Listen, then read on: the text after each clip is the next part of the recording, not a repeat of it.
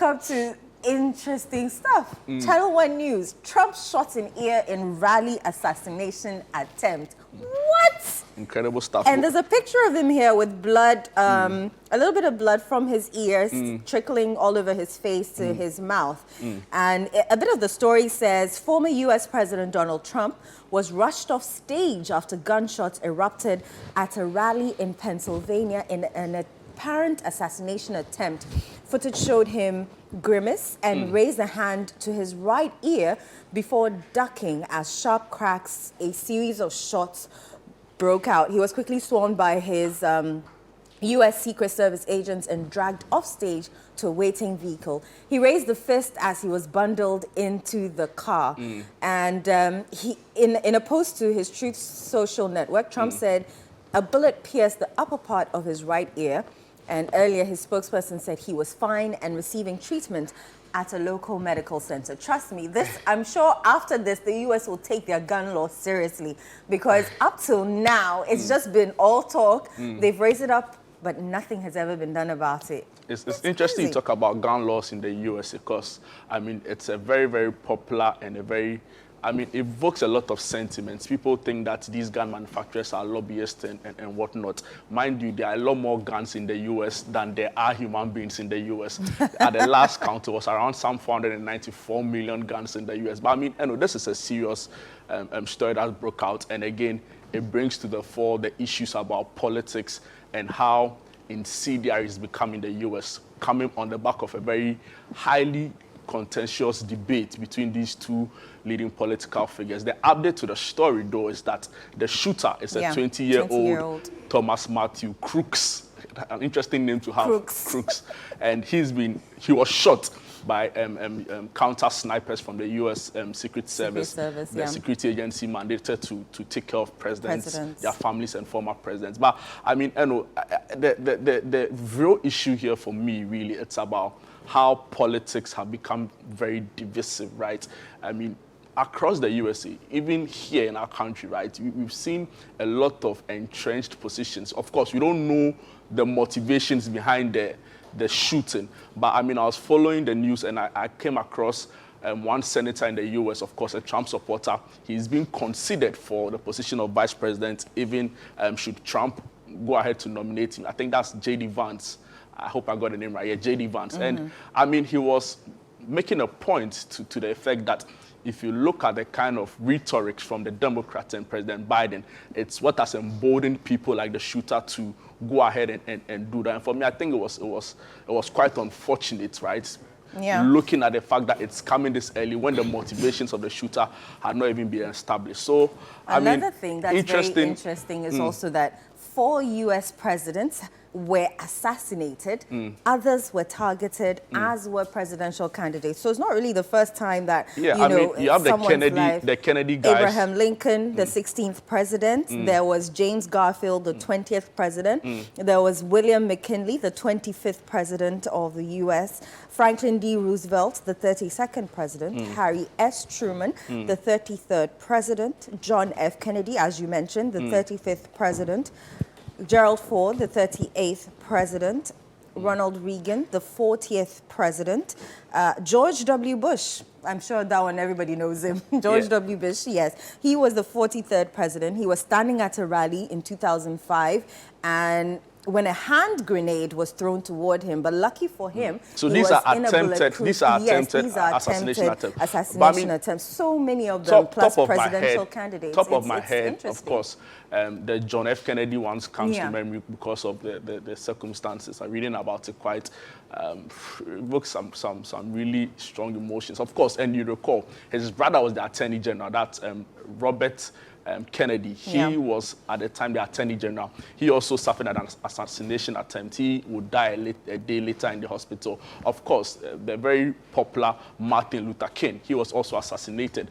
A lot of people, I mean, his name doesn't really come up, but he also had to endure that fate. So I think the point really about this whole issue, it's about how politics is becoming more and more divisive, right? And how the kind of rhetorics we've seen. So, for instance, look at the debate. Look at the very strong words that were used. And for the way it's become very for want of a better words, the situation has become quite volatile and made it fertile for acts like this. And it's important to reiterate that politics should be, as it's always been, a battle of ideas, right? They're not necessarily resorting to violence. But it's important that very important, high-profile people have come out to condemn it, right? So the president himself, Biden, condemned it. Former President Obama has condemned it. The majority Senate leader, Mitch McConnell, has condemned it. For their rallies, it's going to be extra surge, extra. By the time you get to the rally, I know, because the Republican convention, the Republican convention is going to be held in Wisconsin. Yeah, in Milwaukee, and apparently, so Trump is doing well. He's been released from the hospital. And he's going to accept the Republican presidential nomination, according to a combined statement by his campaign team and the Republican National Convention. And all of this is on ChannelOneNews.com. So you can head there. It's interesting. The way he lifts his fist and he's like, fight. I see these things have a way they evoke a lot of emotional support from his base. But the point really is that this is not a time for incendiary comment, a lot of spinning, and a lot of trying to gain the most political capital. But I think it's a point of reflection, really, for the U.S. and its citizens about the kind of politics that they've been going about in the past couple of years. But I know you have some more stories. Rock City was big, really, over the weekend. On Friday, we were hearing lots of news about a potential total shutdown on Monday due to the hotel sales saga, right? So you know Brian Champo and his Rock City Hotel, and their initial request to buy out 60% of some 4 hotels belonging to SNIT. Now the backstory to this is that he would later withdraw the bid to go ahead and buy it after a whole lot of backlash and possible backlash and organized labor coming out to say that, see, we don't want this sale to go on, and if you are going to go ahead with it, we are going on a strike. From GMA to GPRTU to TUC, name it. It would have been massive, and I say kudos to, all the TUC members, but my question still stands. Are they still going on strike tomorrow? Yeah. So because if you listen to, yesterday, when GMA secretary spoke, Dr. he said, Richard Salome, he did mention that as at now, the directive that they released on Friday that they're striking still stands because they have not heard anything from their members, any ulterior. Yeah, so initially. But just imagine, the whole country shutting down because of the sale of SNIT. It would have been massive, and I think for a political party hoping to break the eight, like they say, when nobody else has done it before, it would have been a bad look. A very bad look. I mean, for the GMA, so the initial request was that Rock City withdraws the bid. Yeah. And that SNIT come out with a complete termination. Now, those 2 criteria have been met. But listening to Honorable Okujeto Ablakwa, who put this out or broke this news, or was the whistleblower in this case, I think they are pushing for a new demand, and that is to dissolve the SNIT board, which, of course, involves their board chair, Elizabeth Ohene, and of course their Director General, Osafo Mafo. But let me just give listeners some up to speed with this particular story. So Brian Champon has been reacting to the withdrawal of the Rock City bid and the subsequent protest or strike action that was threatened. So the Minister for Agriculture and owner of Rock City Hotel, Brian Champon, has dismissed allegations of preferential treatment in the proposed sale of the 60% stake in 4 hotels owned by Social Security and National Insurance Trust. Samuel Okujeto Ablakwa, the Northern MP, claimed that Rock City was allowed to pay half of the bid price and spread the remaining half over 24 months, despite not having tax clearance. He also noted that if the hotel did not present a bank guarantee for the transaction. The story goes on to say, in response to these allegations, Mr. Champon stated in an interview with Omar Sanda Ahmad on Eyewitness News on City FM on Friday that Rock City was not given any preferential treatment as earlier speculated. The story goes on and on and on, but that's the background to the story, really. So organized labor threatened the demonstration because they said they didn't want 60% of their holdings with the SNIT hotels sold to a member of cabinet and minister for agric, and he's subsequently withdrawn his bid. The SNIT is also telling us that they've terminated the contract. So it will be interesting, the position of organized labor going forward. And I must say that I agree with Dr. Richard Salome yesterday. He mentioned that, yes, they've called for, the sale to be halted, but they also want to sit down and discuss the way forward for those hotels that SNIT claims are not doing well, and so that being the reason why they wanted to sell 60% off. I think that's the way forward, because if they really do not want to sell 60% off to, I don't want to say a Ghanaian-owned company, but if that's the case, then I think they should sit down, discuss, talk about it, and let's see the way forward. Because this strike action, I've seen people opine that the way forward should be about SNIT coming up with a proper strategy proposal on how it intends to maximize and make sure that these hotels are fully functioning and are profitable ventures. Because mind you, these are pensioners. These are the funds of pensioners we are talking about. So exactly. So we are all part. Well, our money in the is past there. Justified the sale of the hotel, saying that it wasn't profitable. But now that you're not going ahead with the sale again, I think it's important that they come up with some plan as to how to maximize this. I've also heard people say, the continuous stay in office of the board and the director general and the board chair, for example, who wrote extensively to defend the transaction, is currently untenable. For each reason, they have to go. So we'll see how this story goes. There's another story on ChannelOneNews.com. $915 million ENI Vitol suit. AG's victory claim tarnishes his reputation. That's according to Edward Barr, the Member of Parliament for Bongo and a member of the Energy Committee in Parliament. So he has criticized Attorney General Godfrey Dame for deceiving the public following the International Arbitration Tribunal's ruling on the ENI Vitol lawsuit.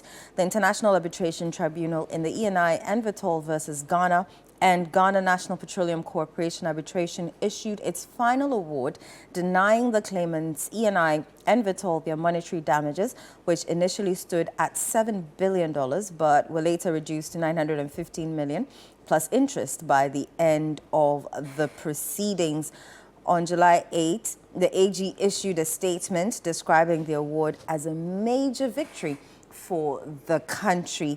Now, initially, when I heard that story, I was also swayed a little because it's like, oh, the AG has done well. We've won a suit. But apparently, it is not so. We're not paying the $7 billion as was initially mentioned, but we are paying $915 million plus interest by the end of proceedings. So the cost allocation, while not strictly an adverse finding, the tribunal ordered Ghana to pay 50% of the claimant's portion of the arbitration cost. So, I mean, it's not too bad. It's not too bad. They've won three, we lost some. I was listening to a political Rex analyst, to a Champo, and of course, he's an energy expert on the big issue yesterday. Surprisingly or interestingly, the MPP rep on the show, Kingsley Amwakwa Boedu, is also a petroleum lawyer. So it was quite an enriching discussion, different perspective as to the way forward. But I think what was really clear was that it looked as though the AG sort of ignored the warning signs, and you get people like Member of Parliament for Bongo, who's also on the Energy and Mines Committee of Parliament, Edward Bawa, reiterates the same point that as far back as 2021, when civil society, all of these guys, Bemboache, Bright Simmons, were sounding the alarm bells, the AG clearly ignored all of the very important issues they raised, and he went ahead to call for victory or claim victory, which really wasn't the case. So it's still a story that is gathering momentum in the public domain. A lot of people are sharing insights into the case. It will be interesting, the Attorney General's own response on the matter. We've heard the Deputy Tian Yeboah, but civil society then again are saying it wasn't really convincing, right? So it will be interesting how this particular one still plays out in the coming days. But I know it's interesting. We're talking about strikes not long ago, or about organized labor threatening strikes. CLOSAC, on the other hand, have called off their strike Thank God. I know. Thank God. They've been on strike since June, if Yeah, I'm not quite some time. mistaken. Quite some time. It's been a while. They've been called to the NLC to have discussions. They've refused to go. I mean, the whole back and forth was a bit stressful. I mean, even me on the back listening to, I was stressed. I can imagine the students, how they feel, because now their academic work has been delayed by several weeks. And So, I don't know how they're going to catch up, but they will be expected to write exams for the same delay. And I mean, come on.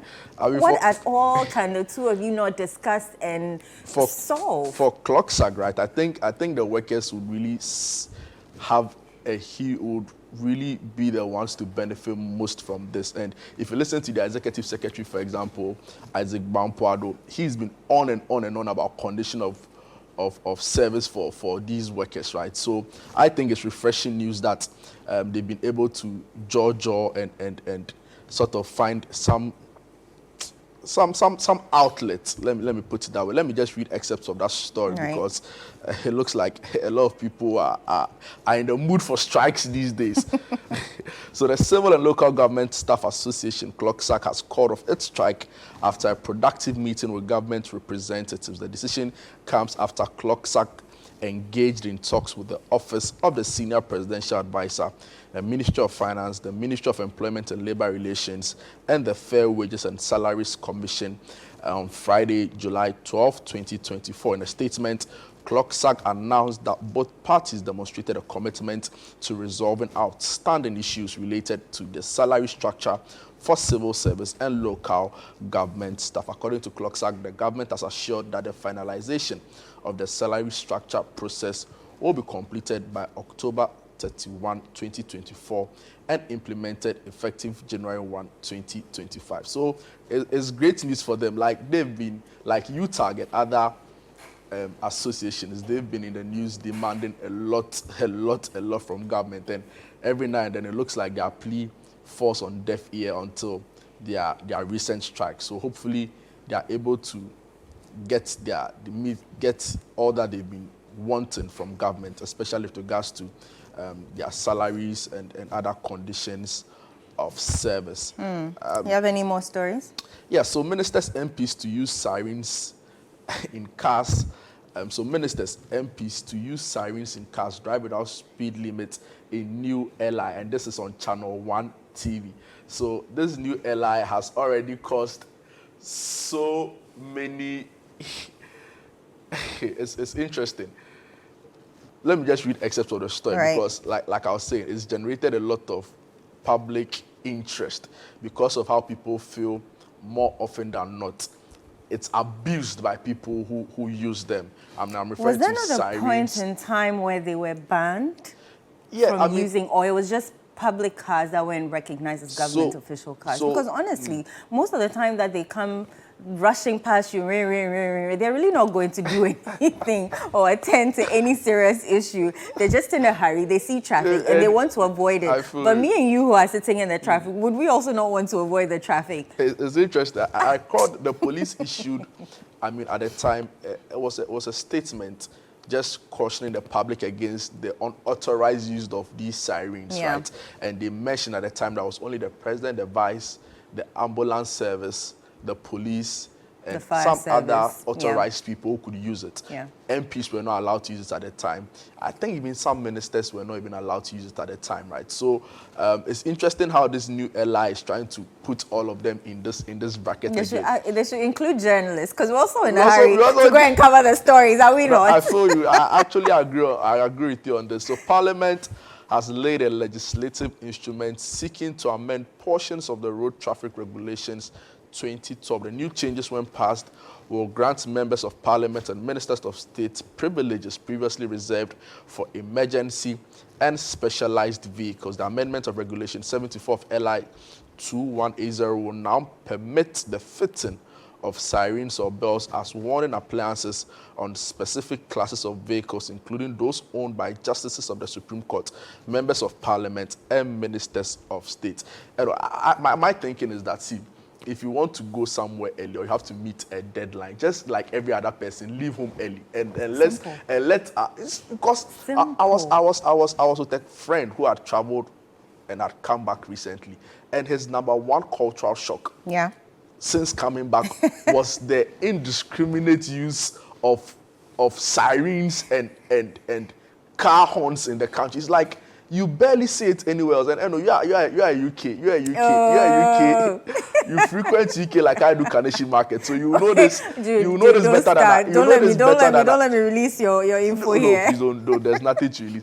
The point is that in other places or in developed other countries where we sort of aspire to be in terms of their systems and the structures that they have in place, you only hear these sirens and unnecessary honking when it's extremely urgent, right? But in our case, the slightest thing, somebody's just honking, and the siren is blowing full. And even with the sirens, the way they sound is indicative of what is at stake, right? So if it's an emergency, the ambulance will sound in a certain way. If it's police, it will sound in a certain way. But over here, we just lump everything together. We don't complete disregard of the protocols, and it's just sounding in your ear, and somebody is also just honking. Like there's just a complete breakdown of discipline on our roads, and it's really unfortunate. So I think that, for all of these people, even including the Supreme Court justices, I've seen other people make exemptions for the Chief Justice. Maybe, I don't know. But I'm saying that, like every other person, if you want to get there early, leave early. And you'll be fine. Simple. You'll be fine. Simple. Let's go to citynewsroom.com. 4 suspects claiming to be armed robbers in viral video arrested. I like how the police rushes to arrest certain individuals when they go viral on social media. So a bit of the story says, the Ghana Police Service has arrested 4 individuals who claim to be armed robbers in a viral video. The suspects were seen threatening to harm anyone they encountered at night. The suspects, Isaac Ampon, alias Bullets, Emmanuel Bois, alias Network, Festus Eje, and Asana Isaac were apprehended on 12th July 2024. They are currently in police custody and are assisting with the ongoing investigations. In a statement, the service assured the public that all suspects would be taken through the due process of the law. They also emphasized their commitment to maintaining public safety and ensuring that any threats to the community are addressed promptly and effectively. They've also called on the public to remain vigilant and report any suspicious activities to help prevent crime and enhance national... For the life of me, I don't understand why you pick a camera, record yourself, and say, I am an armed robber. For what? I mean, this is not the first time we've seen the police act swiftly on a case like this. You quite recall, I think somewhere last year, there was also another video of this young guy, someone Kumasi, who was brandishing a cutlass, threatening harm on anybody who crossed paths with him or tried to resist him if he attacked you. And within a matter of hours, let me see, from the time the video went viral up until the time was apprehended, and like a lot of people want to believe, if the Ghana Police Service really wants to get you, they will get you. They'll get you. So they will get you. I think that the police are doing a good job. Dan Parry has brought, or Dr. George Okufu Dan Parry has brought some verve, right, and some energy into the police service. If for nothing at all, at least for now, you see that when you see a police officer, you can clearly tell that this is a police officer, and I want to commend him to keep on pushing, right, and doing the best for the country, especially as we head into an election year. So some of the stories on graphic.com.gh, quite similar to what we've read. So we'll just still stay with ChannelOneNews.com. Because the OSP is also threatening, the OSP is set to deploy operatives to repress election malpractices. OSP to deploy operatives to repress election malpractices. It's interesting. Let me just take brief excerpts of this story then. Yes, so the Office of the Special Prosecutor says it will deploy and convert investigation operatives throughout the country before, during, and after the 2024 elections to monitor, suppress, and repress election malpractices. So that's the of the special prosecutor there, Kissie Japin, saying that some work will be put in place to ensure that the election season is the system is sanitized. Like they cleanse people who want to do bad things to good people during the election period. So we wish him all the best. Himself has come under intense pressure recently. I tell you. From petitions to get him ousted to counter accusations to so many things, and it's good that at least through all of the noise, as I choose to call it, he's still trying to get things done. And I think this is a step in the right direction. We need all of our agencies mandated to do the work of ensuring sanity within the system up and doing to ensure that at the end of the day we are able to go through the election period without any major issue that will be a blot on our election process. Yeah, so we're hoping for peaceful elections come December 7th, 2024.